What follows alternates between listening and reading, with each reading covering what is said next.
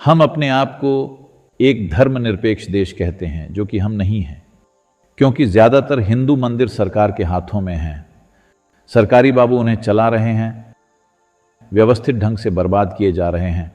हिंदू मंदिर कोई प्रार्थना की जगह नहीं है, ये कोई पूजा स्थल भी नहीं है, क्योंकि उन्होंने ये देखा कि इंसानों का विकास सबसे महत्वपूर्ण चीज है। इंसान के विकास को गति देना सबसे महत्वपूर्ण काम है। ये एक चीज सरकार को करनी ही चाहिए, क्योंकि लोग इसकी प्रतीक्षा कर रहे हैं। हिंदू मूक प्राणी होते हैं, मतलब आमतौर पर वो बोलते नहीं हैं, चाहे जो भी हो, क्योंकि हजारों साल के आक्रमणों ने उन्हें यह सिखाया है कि अगर तुमने अपना सिर उठाया तो तुम्हारा सिर चला जाएगा। इसलिए सिर नीचे मंदिर सरकारों द्वारा क्यों चलाए जा रहे हैं? बस इसलिए क्योंकि वहां पैसा है, क्योंकि धन दौलत, वैसे भी सारे जेवर, सोना, हीरे, सब कुछ अंग्रेज ले गए, जो भी वो ले जा सकते थे, जहाज भर के। कई तरह से द्वितीय विश्व युद्ध का एक बड़ा हिस्सा भारतीय मंदिरों के सोने से मिले पैसे से लड़ा गया था। आजाद भारत में नेताओं ने सब चुरा लिया। भाड़ में जाए सोना, मुझे सोने या हीरे में दिलचस्पी नहीं है। जो सोना मंदिरों में था या अब भी है, मुझे उसकी परवाह नहीं। इसका लोग मजाक उड़ाते हैं, अरे उनके तो 33 करोड़ देवी देवता हैं, क्या बकवास है। अरे यहां तो सांप एक भगवान है, गाय भगवान है, बैल भगवान है, क्यों नहीं एक पत्ता भी भगवान। ये संस्कृति बाकी सारी दुनिया के लिए महत्वपूर्ण है। सबसे महत्वपूर्ण चीज ये है कि हिंदू मंदिर हिंदुओं के हाथों में आ जाने चाहिए।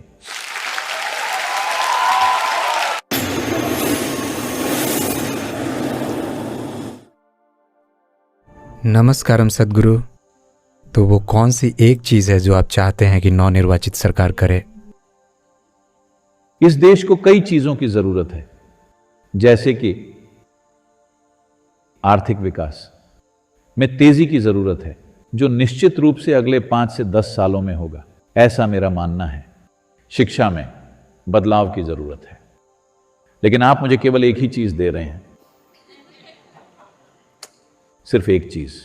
मेरे पास कई चीजें हैं, लेकिन अगर एक ही चीज बतानी है तो इस सभ्यता के खिलने के लिए और अगले 25 सालों में मूल्यवान होने के लिए सबसे महत्वपूर्ण चीज यह है कि हिंदू मंदिर हिंदुओं के हाथों में आ जाने चाहिए।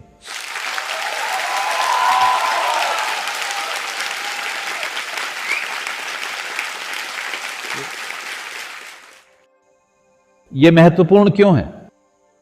क्योंकि आपको समझना चाहिए कि हिंदू मंदिर कोई प्रार्थना की जगह नहीं है,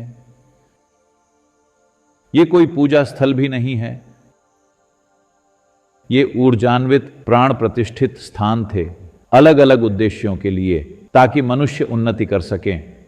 और अतीत में ऐसा हुआ भी, जब ज्यादातर दुनिया नहीं जानती थी कि ये सब क्या है, तब हम गणित, संगीत, खगोल विज्ञान, आध्यात्मिक प्रक्रिया के उच्चतम स्तर पर थे। अगर आप उन लोगों की विचार प्रक्रिया को देखें जो यहां 5 से 10 हजार साल पहले थे, तो दुनिया में कहीं भी इस तरह की चीजें नहीं हुई। यह सब इसीलिए हुआ क्योंकि हमने इंसान की आंतरिक खुशहाली में निवेश किया। मंदिर उसके ही भौतिक भव्य मूर्त रूप हैं। ये पूजा के स्थान नहीं हैं, ये कोई प्रार्थना के स्थान नहीं है जहां कोई पुजारी आपसे कहता है कि तुम मुझे इतने पैसे दो तो मैं तुम्हारा संदेश भगवान को भेज दूंगा और फिर वो तुम्हें जवाब देंगे और तुमसे बात करेंगे और वो सारी चीजें। मंदिर में आप सिर्फ दर्शन के लिए जाते हैं, प्रार्थना के लिए नहीं। आपको ये समझना चाहिए, आप मंदिर प्रार्थना के लिए नहीं जाते, आप सिर्फ वहां दर्शन के लिए जाते हैं। क्योंकि आप चुप नहीं रह सकते तो आप हर तरह की बकवास सोचना शुरू कर देते हैं। आपने वहां सोचा कि आपको कुछ कहना चाहिए ऐसी भाषा में जो आपको ही समझ में नहीं आती, क्योंकि बस फोकस्ड रहने के लिए। ये दर्शन के बारे में है, उस रूप को आत्मसात करने के लिए अपने भीतर। ये भगवान को बुलाने के लिए नहीं है, भगवान बनने के लिए है। ये खुद के काम के लिए किसी को नीचे बुलाने के बारे में नहीं है, खुद को उठाकर उस संभावना तक पहुंचने के लिए है। अब हम अपने आप को एक धर्मनिरपेक्ष देश कहते हैं, जो कि हम नहीं हैं, क्योंकि ज्यादातर हिंदू मंदिर सरकार के हाथों में हैं। सरकारी बाबू उन्हें चला रहे हैं, व्यवस्थित ढंग से बर्बाद किए जा रहे हैं। भक्तों के बिना मंदिर नाम की कोई चीज नहीं होती। सिर्फ एक भक्त के हाथों में ही कोई चीज पवित्र बनती है। हेलो, एक कर्मचारी जो ये सोचता है कि कब उसकी तनख्वाह बढ़ेगी, क्या वो कोई ऐसी चीज संभाल सकता है जो लोगों के जीवन में ऐसी संभावना लेकर आएगी? और मंदिर कला, संगीत, संस्कृति हर चीज का केंद्र रहे हैं, वो सब कुछ पूरी तरह से बर्बाद किया जा रहा है। तो ये मेरी संस्कृति बनाम तुम्हारी संस्कृति का सवाल नहीं है। ये एक सचेतन संस्कृति है जो इस तरह से बनाई गई थी कि मानव चेतना आपके जीवन का सबसे महत्वपूर्ण हिस्सा हो। दूसरी चीजें उसके बाद आती हैं। यही वजह थी कि लोग तो झुग्गी झोपड़ी में रहे, पर उन्होंने आपकी कल्पना से परे मंदिरों का निर्माण किया। इंजीनियरिंग, वास्तुकला के अद्भुत उदाहरण और अथक प्रयास। कैसे 1000 साल पहले, 2000 साल पहले, 5000 साल पहले उन्होंने इस तरह के मंदिरों का निर्माण किया, जब पत्थरों को ले जाने या उठाने के लिए कोई मशीन नहीं थी, आवागमन के कोई साधन नहीं थे। लाखों टन पत्थर, कैसे इंसानों ने हाथों से ये सब किया होगा। जब आप वाकई इस बारे में सोचेंगे, अगली बार जब आप किसी प्राचीन मंदिर जाएं तो इस पर गौर करें कि अगर आप यहां 1000 या 1500 या 2000 साल पहले होते तो आप कैसे इन्हें मशीनों के बिना ऐसे रख पाते। ये सब सोच पाना भी असंभव है, पर उन्होंने ये चीजें की क्योंकि उन्होंने ये देखा कि इंसानों का विकास सबसे महत्वपूर्ण चीज है। इंसान के विकास को गति देना सबसे महत्वपूर्ण काम है। आज चाहे आप एक लग्जरी कार चलाते हो या किसी महल में रहते हैं या नहीं, यह महत्वपूर्ण नहीं है। मनुष्यों का ऊपर उठना सबसे महत्वपूर्ण चीज है। इस प्रक्रिया को तेज कैसे किया जाए, क्योंकि इंसान की विकास प्रक्रिया वहां पहुंच गई है जहां यह सचेतन विकास कर सकता है। मतलब आप लाखों साल ले सकते हैं या फिर आप वहां कल सुबह पहुंच सकते हैं, यह आपकी चॉइस है। हम ये चुन सकें इसलिए ही हमने ऐसे मंदिरों का निर्माण किया।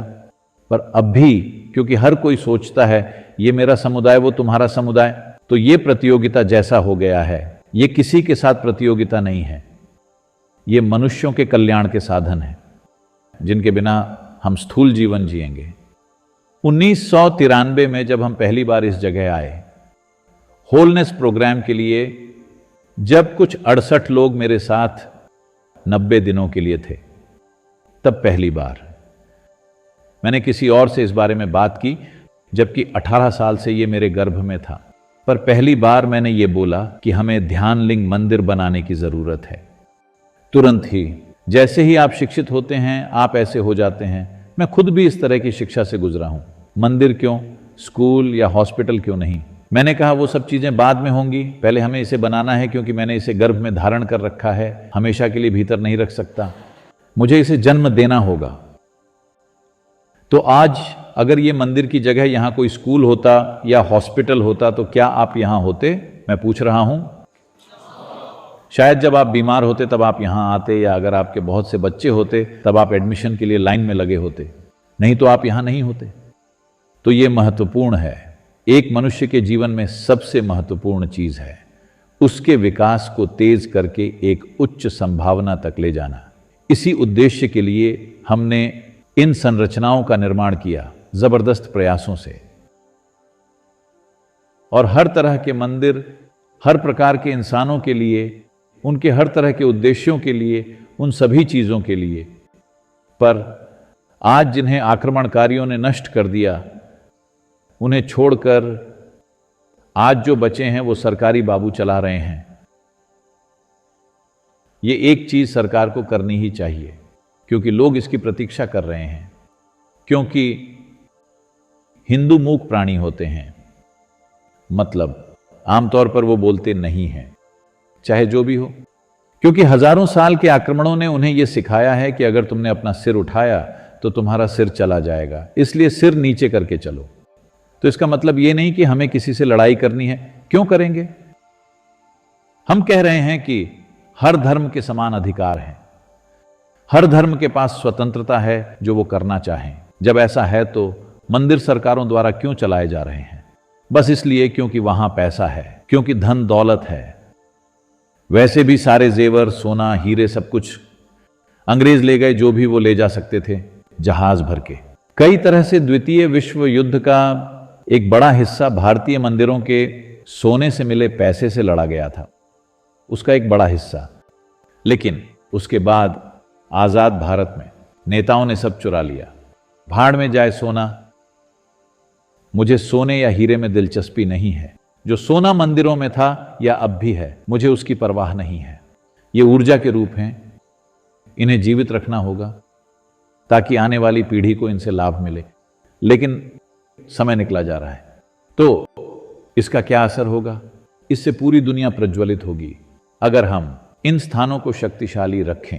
ये सिर्फ हिंदुओं के लिए नहीं है, इस धरती के हर इंसान को इनसे लाभ होगा, धरती के हर जीवित प्राणी को इनसे लाभ होगा। ऐसा करने का एक तरीका है और भारत के बाहर कई देश इसे समझ रहे हैं, लेकिन यहां राजनीतिक कारणों से और लालच की वजह से हम इन्हें ऐसे पकड़े हुए हैं।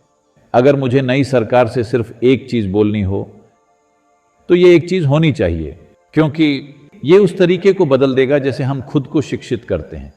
ये उस तरीके को बदल देगा जैसे हम खुद को देखते हैं और दूसरों को देखते हैं। मुझे बताइए, इस युवा स्त्री को इस तरह से देखना अच्छा होगा या फिर इस तरह से? मैं पूछ रहा हूं।